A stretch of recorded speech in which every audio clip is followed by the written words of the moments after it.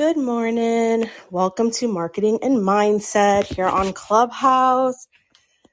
I am so excited to get started today. We are going to be talking about a new topic that we have not talked about before in this room. So I'm very, very excited that you guys are here today. Welcome, welcome. My special guest speaker will be here soon. She is going to be awesome. Very, very excited to hear what she has to share. She's going to be talking about promoting products the right way. So it's going to be all about e-commerce, if you sell products online. And honestly, like I have a service-based business, and I feel like it's going to apply to me as well, even though this is going to be more products and how to present your products online, how to sell them the right way. I think that even if you have a service-based business, it's still going to kind of relate to you. So I'm very, very excited to get started. My name is Vanessa Cooper. I am a Pinterest marketing expert and content creator, and I'm here every Wednesdays at 9 a.m. Eastern with my Clubhouse bestie who is not here today. She's not feeling well, but she should be here next week, hopefully, if all is well. In the meantime, while I wait on my special speaker to show up, I can give you guys a little bit of tips on how I promote things or not, since she's here. Welcome. So glad that you're here. Let me go ahead and make you a moderator. I was going to start spewing my methods, but I really want to hear about what you have to share today. I'm really, really excited that you're here. One of the first things that I want you to do is go ahead and let everybody know who you are, what you do, and if you can give us a story of how you started doing what it is that you do. I am done talking. Cool. Can you hear me? Yes, I can. Absolutely.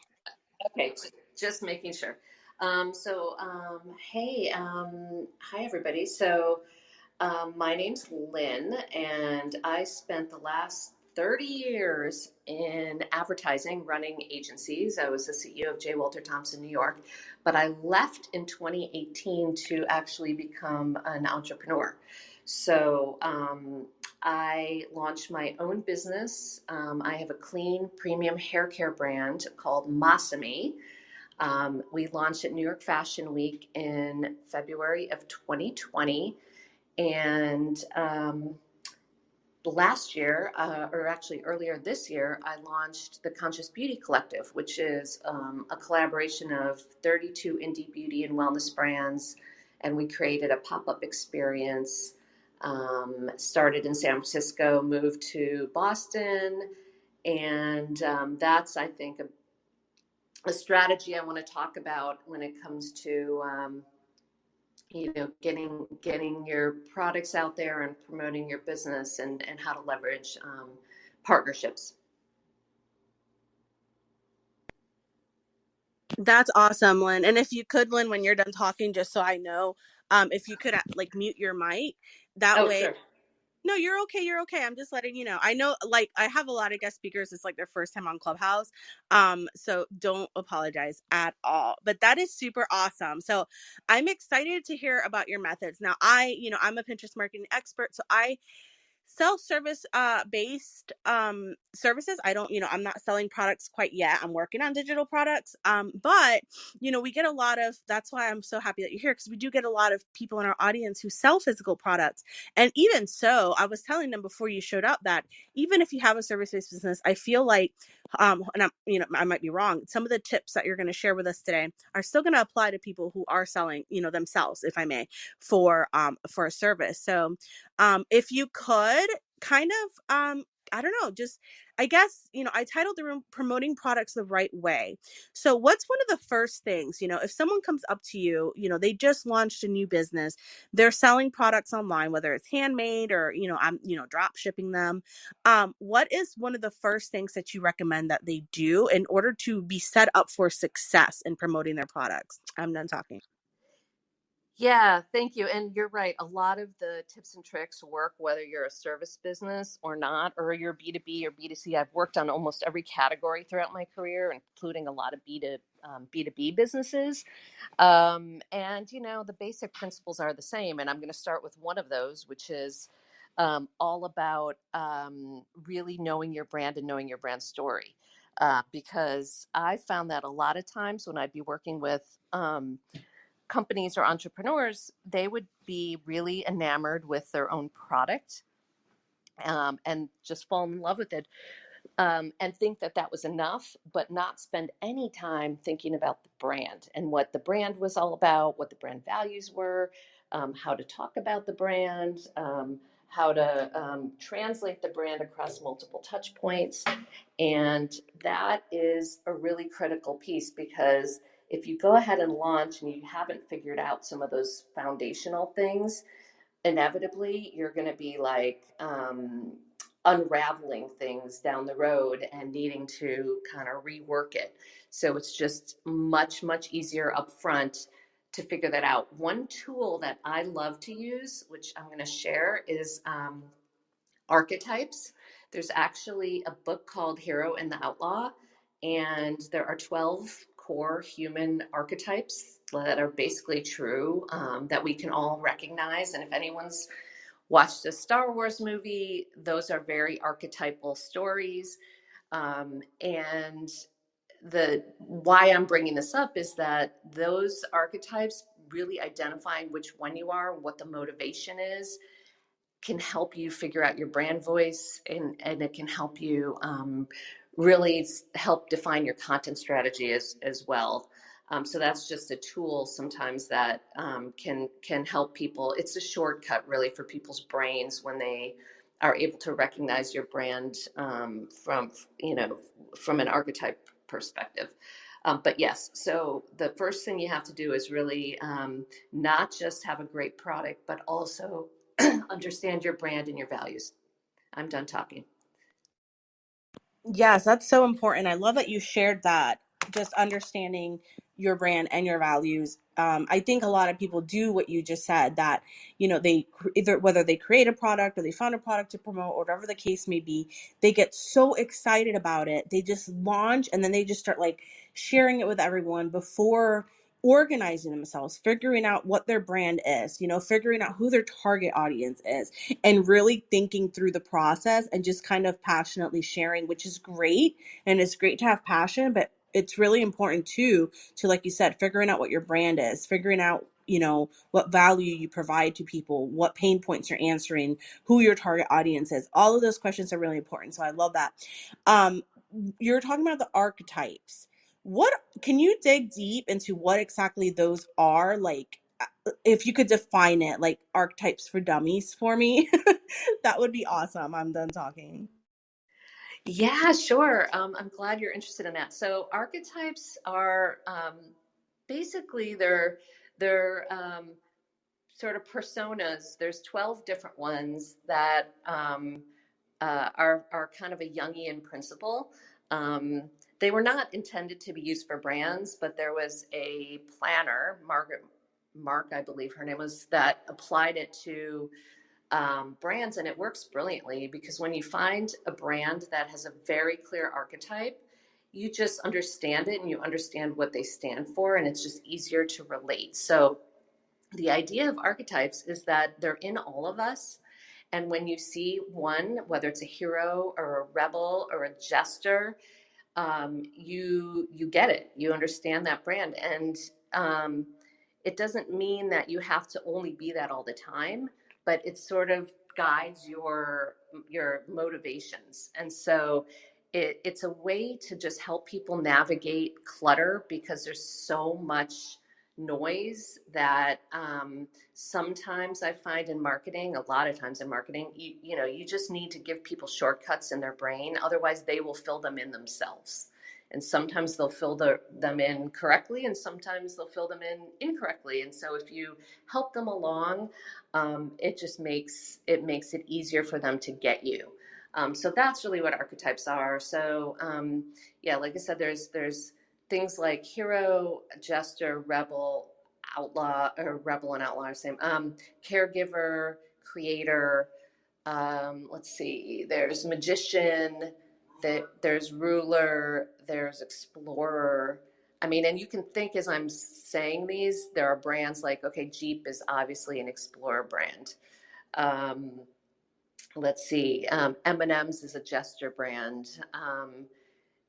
It's like I said, the brands with strong archetypes are pretty easy to identify. Brands that have switched archetypes or don't know, and it's really waffly.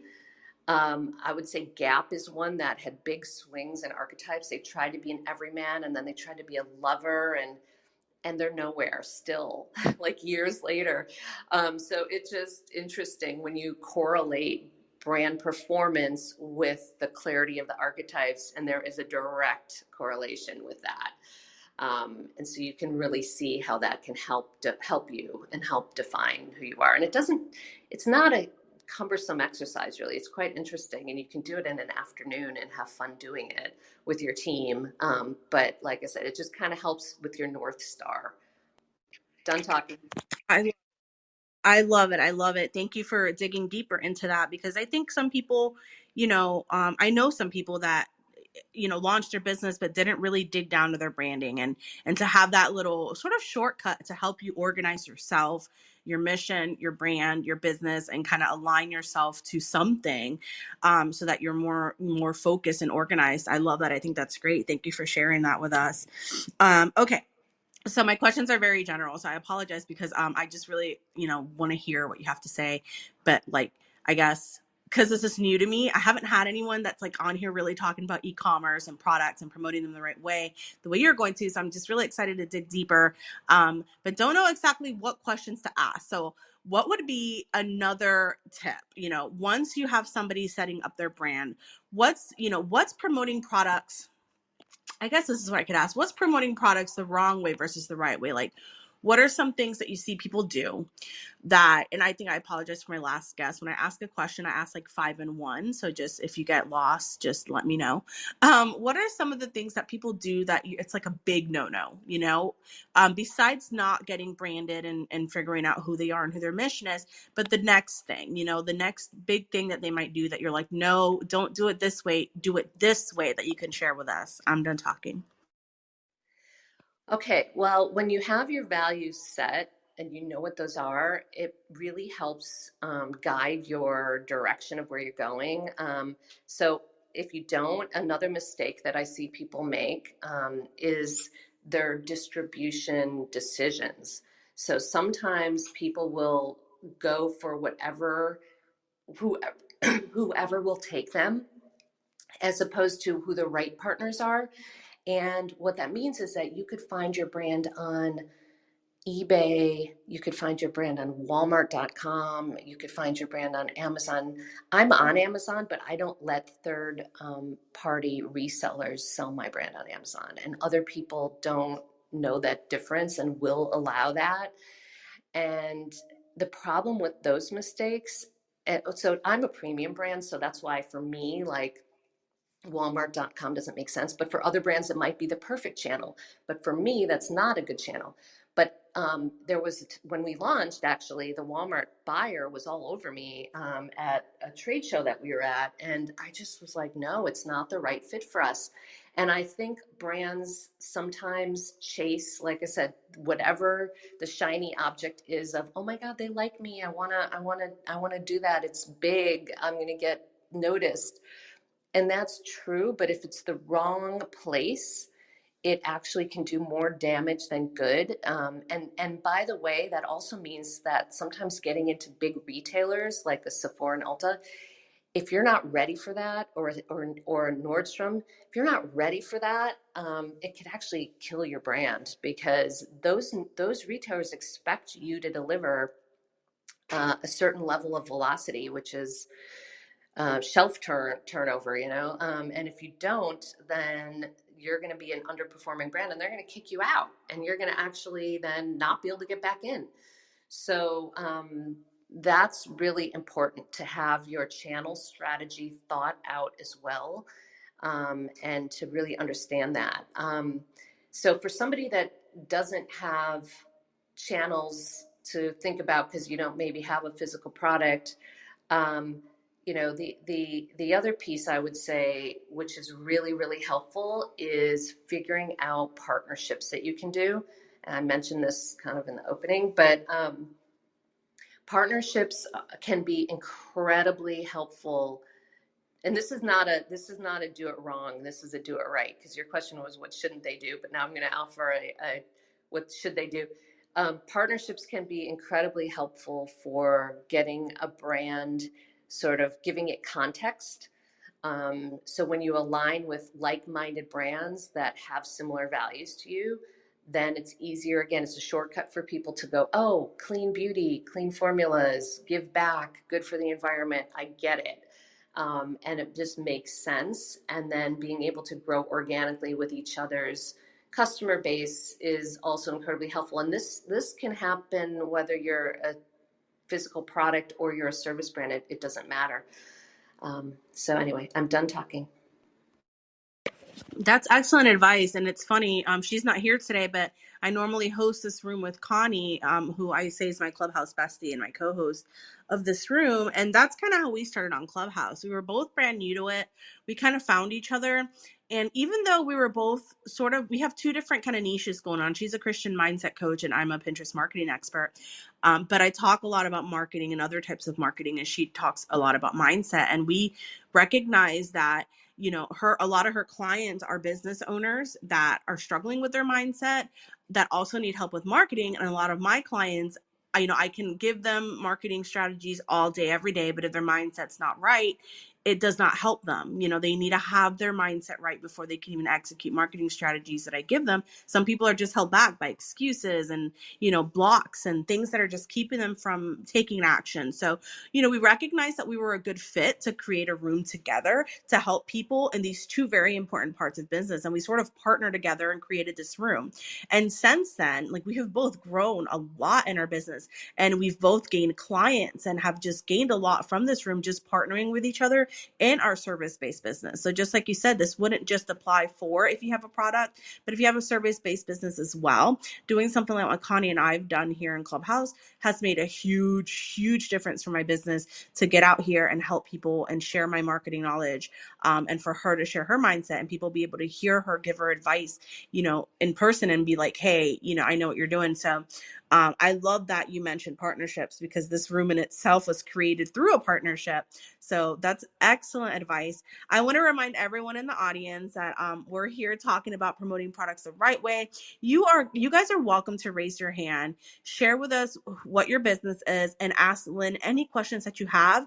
If you have a particular question about a product that you're struggling to promote, or anything like that, where you're just struggling with getting sales, even if it's service based, by all means, raise your hand and come up here and ask your question. And if you're nervous and you don't want to come up here and talk, it's okay. You can just go into the chat and ask your question there, and we will totally answer it. So just letting you guys know, we won't just stay up here and talk all day. If you guys want to join us and add to the conversation, feel free to. So, okay. So Lynn, okay. So awesome. So we've got, you talked about partnerships as a great way to promote your products. You talked about making sure that that you have your branding, set up and aligned. What's another chunk of advice that you can give to people? Maybe something that, I don't know that, that, some of the people that come to you for help are doing or struggling with selling their products, with growing their business. What's one of those main issues that you find, and then some advice that you can give to solve that? I'm done talking. So one of the big challenges of launching a business is getting customers and getting awareness. And if you're small, like I am, you probably don't have a lot of money. So that is just, an ongoing challenge. So one of the things that I always tell people is it sounds sort of counterintuitive because, people assume that if you don't have a lot of money, you should just focus it in on one or two things, like just do social media or just do, Facebook or whatever, put your money there. But I actually find that it's almost it is the opposite, that you actually want to spread yourself as many places as possible, and experiment as much as possible. So that means like live streaming platforms, social selling. That means Pinterest, which I love, Vanessa. So we could get into a whole conversation around that. But using Pinterest to drive traffic to your site, and then using Facebook to retarget that traffic. It means obviously doing Instagram, doing TikTok. It means being active on LinkedIn, like all these different channels. And, it's a lot of work, but that is going to help you see what works for your business and what doesn't work for your business. And I always say it's like planting seeds, and you have to plant a lot of seeds. You have to water the seeds, and then you have to see which ones grow. And the ones that grow, you're going to obviously give more attention to, and the ones that don't, you're gonna forget about, and you're gonna move on, because not everything is going to work, especially if you're on some emerging platforms. I mean, we have been doing live streaming for the last 2 years, and there are a couple platforms that we were on that are no longer around. They didn't make it, but that's okay. We learned a lot. We're applying that learning to other platforms now, and it's always evolving. So you just have to be willing to put yourself out there and to try lots of different things, even if they make you uncomfortable. Done talking. Absolutely love it. Thank you so much, Lynn. That is excellent advice, you guys, especially when you're first starting out. I find a lot of people just pick like one or two platforms and call it a day. And that's just what they focus on because of social media overwhelm. I'm going to bring that up because a lot of people do get overwhelmed, like, oh my gosh, I don't have time to be in all of these platforms. But if you could devote a little bit of time when you start, just a little bit of time on all of them to see which one is performing well, that is like such a huge marketing tip that she just shared with us. Not just for starting off, not just for social media platforms and deciding where you're going to put your time and money into, but for your marketing strategy in general. Once you do pick a platform, because you realize, okay, these three platforms or these two platforms are, really where my audience is at, that's the first step, is figuring out where your audience is at, which platform is bringing you the most results, then spending more time on that platform, growing your strategy on that platform. As you grow your strategy and as you figure out your marketing strategy, it's doing the same thing. It's figuring out what works and what doesn't. Do IG lives get you more conversions, more sales, more subscribers, more people than doing just a normal video, or a reel? Are reels performing better? Are your static posts performing better? Are your carousel posts performing better? On Pinterest, if you are your static pins getting you traffic to your website, or your video pins getting you more traffic, or your idea pins getting you more traffic, what is working and what isn't, and then curating your strategy to then spend more time creating the content that works inside that platform. So it's just like breaking it down to where what you spend your time and money on is going to be worth your time and money, because you have already figured out and you have analyzed your data, you've analyzed your conversions, and you've analyzed, the performance of things that you're doing to figure out exactly what platform you should be on and what kind of posts and what kind of activity you should be doing inside of that platform to get results. So I absolutely love that, Lynn. I talk about that a lot, especially with Pinterest marketing, because Pinterest has so many different kinds of pins that you can create. And some people are like, okay, I don't know which one I should be creating more of. And I always tell them, do a little bit of all of them first, see what your audience loves, what your audience is engaging with, and then go from there with curating your strategy to that. So that was excellent advice. Now, Lynn, do you recommend, now I'm big on promoting products or services. To me, one of the things that I really push and encourage, obviously I love Pinterest marketing, but with Pinterest marketing, you have to have good content. So, Pinterest is a search engine. So people are on there searching for things. They find your website because you have an answer to what they're searching for, whether it's a recipe or an answer to an actual question, because it's literally like going to Google, or a DIY project, or, whatever advice that you have on like a blog on your website. I always encourage blogs on people's websites, because the more information you put on there, the more Google ranks your website, the more Pinterest loves your website. And I feel it's a great way to attract your target audience, especially if you need to be blogging about things that your target audience loves. So that's something that I always recommend to sell both services and your business, because I think it's a great way to attract potential customers.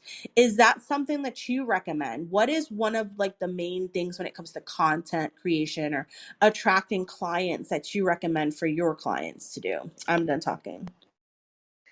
So it really depends on what kind of business you're in. If you're in the beauty business like I am, you need a lot of visual content, videos, models, hair, stuff like that.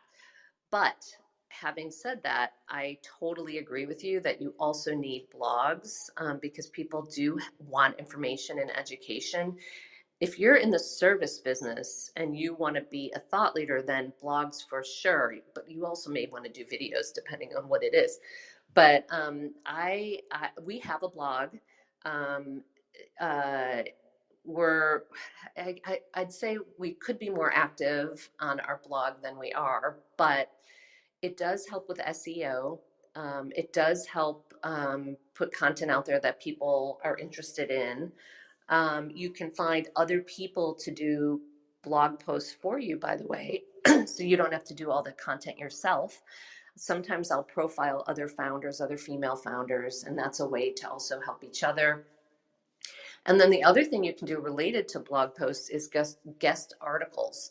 So this is almost like a DIY PR hack where if you can't afford a PR firm, which I can't, but you want to get some press out there, you can guest post for several publications. I'm a regular contributor for Entrepreneur Magazine, and that's a way to also just continue to build your presence, your awareness, your SEO, outside of just putting it on your own blog, which can be a little more limiting. Done talking. Love it. I love it. It's great advice. That's my go-to saying when I'm in this room.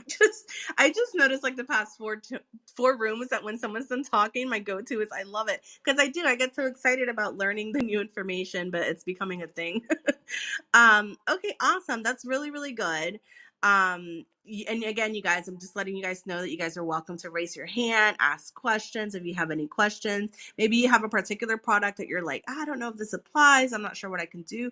Feel free to raise your hand or ask in the chat. We'd be more than happy to answer your questions. Okay, Lynn. So, I kind of just breaking down, like just digging information from you and trying to get just some more and more tips, trying to think of one of the things that people might struggle with is the different kinds of content that you can create. Do you ever have people who, for example, I think, in like the beauty industry, like you said, images and video are really important. I know like makeup tutorials and things like that are really big for like selling makeup and things like that I've seen, at least in my opinion. What if someone has a product where videos is probably like the main thing that they should be doing because that's just what's popular in that industry, but they are very nervous about creating videos, or they just struggle with whatever it is that the content needs to be. I don't know if you run into that with people where and it might not just be videos. It might be that, blog posts and having a ton of written content might be how to help best promote their product. But they struggle with that, or they struggle getting on social media and posting anything because they just get insecure about how people feel. Do you ever have people who's really more the mindset part of it? It's what's keeping them from promoting their products the right way. What are some of the things that you might find that people struggle with when it comes to their mindset and promoting their products correctly that you've helped them with, and any tips that you can give if people are struggling with these types of things? I'm done talking. That is a great point that you just raised, Vanessa, because you are 100% right that sometimes it's founders get in their own way and they're their own worst enemies when it comes to creating content. I see that a lot of them struggle with just putting themselves out there. Like people just feel uncomfortable being the face of a brand sometimes. And I had that as well because I'm thinking, ugh, I'm a midlife entrepreneur. Do people really want to see me talking about this stuff? And I think what you have to realize is there is a role and a place for that. It doesn't mean that you have to be a model per se for your products, but people do want to hear the brand story. They do want to understand what went into it. They do want to know what the founder's all about. And that can really help give your brand the context to introduce other types of content. The other thing people should remember is that the way social media has progressed, there's been a quest, it seems, at least to me, that new platforms are constantly being introduced to allow more authenticity and more rawness. If you think of TikTok and Snapchat, and just things are shorter and more real time and more live. It's like we have been trying to give people tools to eliminate these like high production values, that glossy images that we used to be dominated by. And then what ends up happening, of course, is that people then take those platforms and still want to make them beautiful and glossy, and then another platform will come up to try to make it even easier. Even Clubhouse, I feel like, is a way to try to just like, okay, like let's get down to the realness. So if you just kind of keep in mind that people want that, then you don't have to have every video perfect. And if you think about videos that blow up on TikTok, a lot of them are not brand videos per se. Sometimes it's the founder talking about something completely unrelated, and that's the video that kind of goes viral. And so, don't be afraid to put things out that you don't think are necessarily perfect or pretty or as curated as maybe that you might like, because those might end up being exactly what people want. So it can feel scary because it's not what you're used to, and certainly putting yourself out there can be scary. But I think you just have to find your comfort zone of what you want to talk about, what you can comfortably talk about. And it doesn't have to be, like I said, you don't have to model for your brand. If you are an expert in a certain area, you can talk about that. If you have educational information or advice, you can make that your thing. If you want to champion a topic like clean beauty and why it's really bad to have all the toxins in your beauty and make that your platform, then great, that can be it. But it's good to have something that you feel comfortable riffing on and talking about, and then just going for it. Done talking. Great. That's excellent advice. And, one of the things that you mentioned is to like, if it's not perfect content, that it's okay. And I know Connie, my Clubhouse bestie that's usually in the room, she's talked a lot about this, about how, you don't have to stress yourself out about being perfect, about, whether it's an image that you're creating being perfect, or even the blog post you're writing being perfect, or the video you created being perfect, that you don't have to stress about it. And a lot of people stress about going live on any platform because they're like, oh my gosh, I'm going to mess up.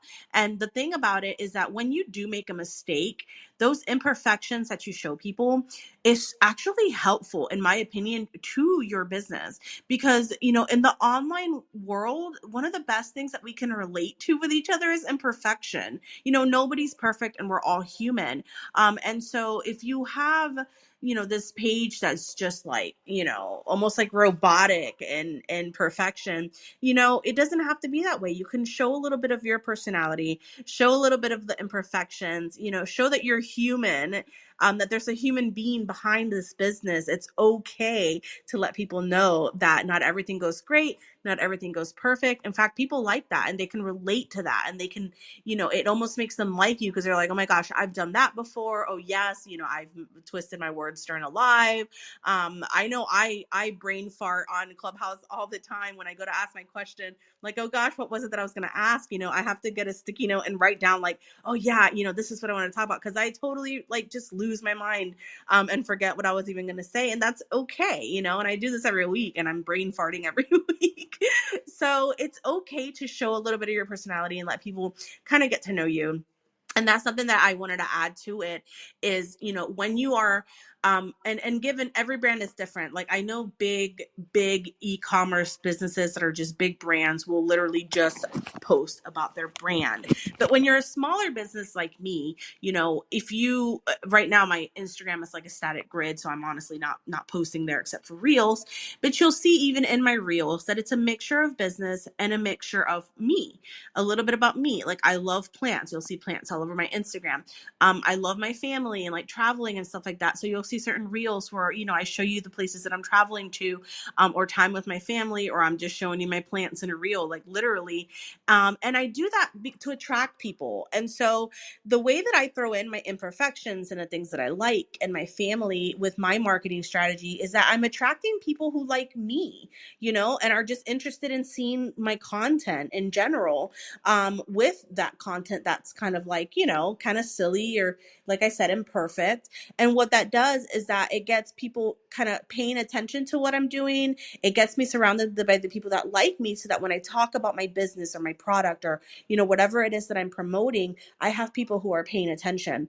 So don't stress too much. If you post, if especially if it's, I think, a smaller business, I think if you post too much pure business, it can kind of sort of throw people off.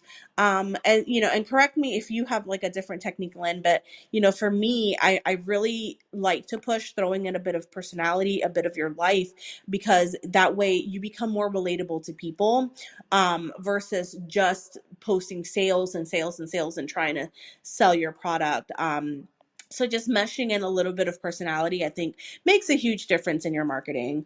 Lynn, you're welcome to add on that. But also, if you want to share another awesome piece of advice, I think that would be great. Just something else that you think would really help our audience here really start promoting products the right way that you may have not already mentioned. I'm done talking. Yeah, I'm glad you brought that up about personality and, and showing some of your personal life, because I agree. I think, you don't have to show everything, but it's what you're comfortable with. I mean, I include my dog in a lot of my business feed because he's awesome and I love him. So, you just have to, decide where your boundaries are and where your limits are, and what you're comfortable doing, and then kind of just let it happen. And I think that will hopefully translate to people feeling more connected with you and your business. So for another tip, I would say this one works for any kind of business as well, which is really understand your customers, which I know sounds obvious, but it's one thing to create a hypothetical target where you say, okay, my customers are going to be, Henry's, high um, earners, not rich yet, um, urban beauty explorers who like clean beauty. That's one thing. But another thing is to actually talk to the people one on one. And this is where, I mentioned earlier that I'd created a pop up store and we have 32 indie beauty and wellness brands.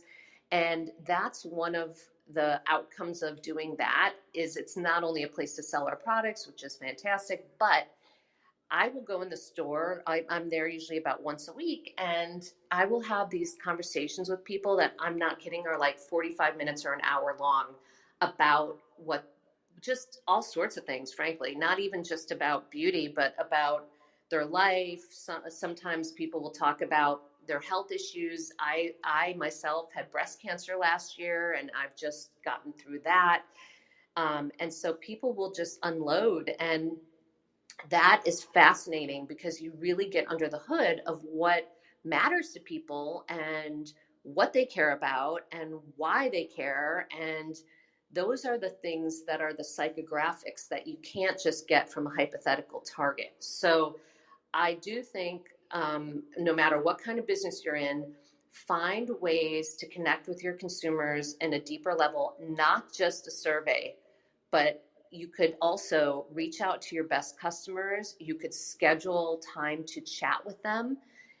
You could reward them with, a service or a product, or, some way to make them feel valued. But I think you will get so much out of that, as I have, that will really help you move forward and fine tune, and things that you thought were important maybe aren't so important, and vice versa. And that's where it's also quite revealing is, um, because keep in mind, consumer sentiment is changing all the time. I mean, if you even think of what we've gone through with COVID, I mean, my business launched in February of 2020, right before COVID.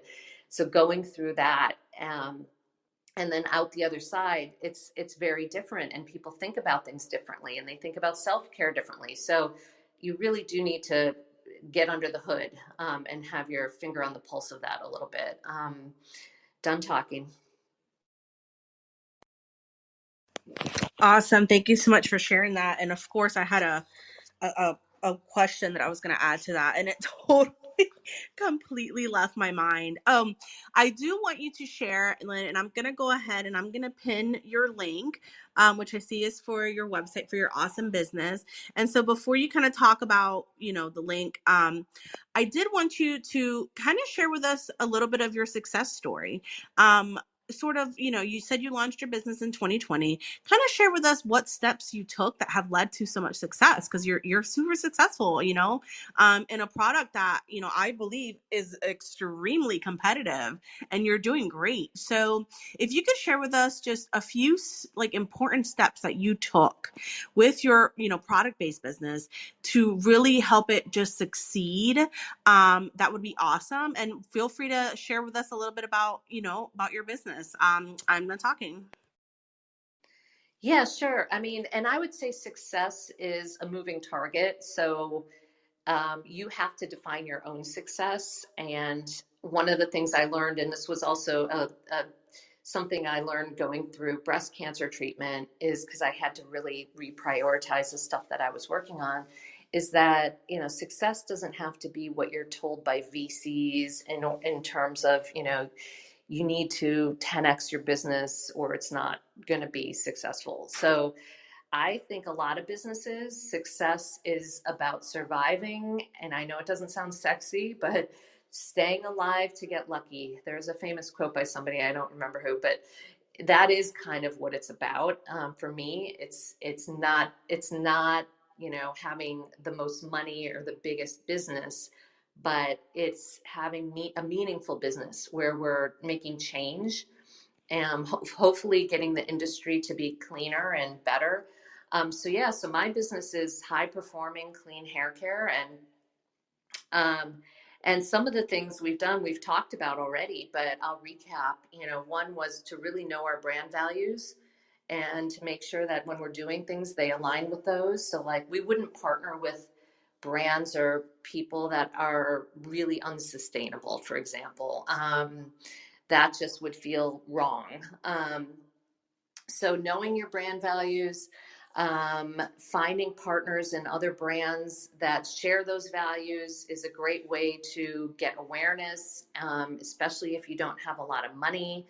Um, we launched our pop-up store to have a physical presence because I believe that like a lot of DTC brands these days can't just be DTC. They have to be what I call DTC plus. So you have to think beyond DTC into other channels, and it's really difficult if you have a hard time getting into those channels because you're a new brand. So we took it into our own hands and just launched our own store. So you can think creatively about how to tackle some of these issues, and it's not always linear. The journey is definitely not linear. So I think it really is about experimenting, trying lots of things, seeing what works, not being afraid to put yourself out there, being able to shift and prioritize as needed. I mean, a lot of times people don't like to do that because they really want to, they get in a groove. They're doing things, they have a hard time pivoting, but I've learned that pivoting is really healthy and you have to be willing to pivot. I'll give you an example. When we launched, we were planning on leveraging salons as our primary channel, and salons were closed for most of 2020 and even into 2021. Some were open and closed. So we had to rethink that. So I think, being not being afraid to have those harder conversations about your business, that is critical as well. And be realistic about the money side, what it takes to launch. Do you need investors? Are you going to do it on your own? Those are tough conversations if you have a co-founder, but they're really important because you don't want to be in a situation where you just run out of money and you don't have a way out. So you got to think about that stuff ahead of time. Done talking. Awesome. Thank you so much, Lynn. That's great, and I'm glad for you and your business and that you were able to pivot. That really does make a huge difference. Sometimes just our plans don't work out like we plan them, and so you have to be flexible and make adjustments and do what you got to do to reach those goals. So, kudos to you for doing what you had to do. That's awesome. I did want to ask, Lynn, where can people reach out to you? Where can people find you? I also wanted to ask, do you offer any kind of marketing coaching for people who, are trying to grow a product-based business, just out of curiosity? And if not, no worries. But if you could share, where you hang out, where people can reach you, that would be awesome. I'm done talking. Yeah, I'm easy to find. I'm really active on LinkedIn, but I'm also, Twitter, Instagram, Facebook. I'm everywhere. My handle on all my social channels is Lynn Powered, Powered. But obviously LinkedIn, you can find me. Just search my brand and you'll find me.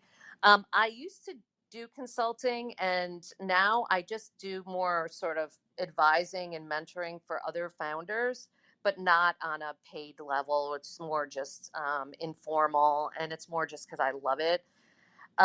So I'm always happy to have conversations, help someone with a challenge or a question, or help them figure something out. Because that, I think, is just part of having a, generous spirit and helping other founders and building small business. So, yeah, if anyone has questions, hit me up. But I love all this stuff, and Vanessa, so much of what you said I love today, because it's great to hear you championing small businesses and entrepreneurship, and I think Pinterest is an undervalued tool, so I think that's also a really good one. Done talking. Yes, it really is. And, I usually let my guest speakers just talk about their topic. And then occasionally I do take rooms where I'll talk all about Pinterest marketing, because it's very undervalued and underestimated. And a lot of people literally don't have their business on there. And, Lord knows I can talk all day about why you should have your business on Pinterest, because it's such a great platform. But that's a topic for a different day. But I'm so glad that you were here with us today, Lynn. We're going to start winding down the room. Any last and final thoughts, any last final pep talk or anything that you want to say to anyone in the room who's got a product-based business that they might be struggling with, or just general advice that you can give to anyone who's trying to grow a product-based business? I'm done talking. Yeah, I mean, I would say, look, if you have an idea and you want to do it and it's something you're passionate about, you got to make it happen. And it doesn't mean that you have to rip the band-aid off of your day job. You can do things while you're trying to figure it out. Like, my co-founder worked on our formulas for 10 years, right? While he was, working at Clairol and had other jobs. And so you can do that. But I think my push to anyone is, don't just sit on your butt. Like, take some steps to make it a reality, because if you don't, you'll find that time goes by and you're complacent and you're sometimes miserable, not always, but a lot of people I know are not super happy in what they're doing and they want to be doing something else. And then they start to think they're too old to do it, and it's too much time has gone by. And it's not true. You're not too old. You can make it happen. It doesn't matter what your age is, frankly. And by the way, sometimes having more experience as an older founder can be a really good thing. So just give yourself a plan and give yourself some steps that are not scary but tangible to just move it forward, even if it means just like baby steps, because I think you'll feel really good about that progress and doing something you really are passionate about. Done talking.